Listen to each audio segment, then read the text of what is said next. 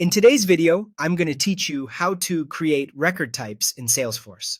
Record types let you tailor business processes, pick lists, and user experiences for different kinds of records within the same object, so they're great for teams that manage varied workflows. You'll want to be logged in with administrative permissions to follow along. Start by opening Salesforce and heading to Setup.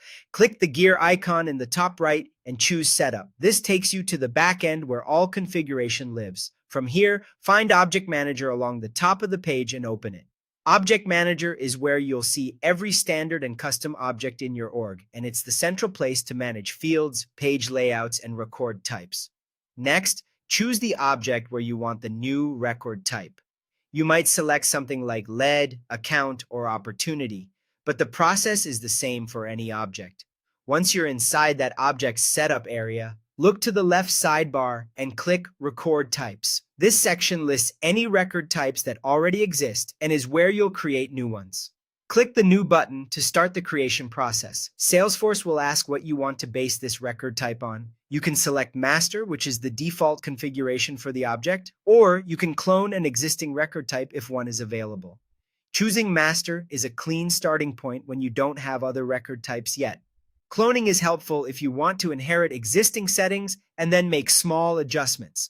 Now fill in the details. Enter a record type label, which is the friendly name users will see, like hot leads. The record type name is the system name. Salesforce will suggest one based on the label, and it typically uses underscores instead of spaces. Add a description to explain the purpose of this record type so other admins understand when and why it should be used. Finally, tick Active so the record type is available for use. Leaving it inactive is useful if you're preparing it for a future rollout, but for most cases, you'll make it active right away.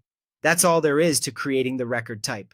A quick tip: use clear, consistent naming and a concise description so this scales well as your org grows. If you're modeling different sales paths or lead sources, record types keep things organized without creating separate objects. And remember, you can always revisit Object Manager later to refine settings as your processes evolve.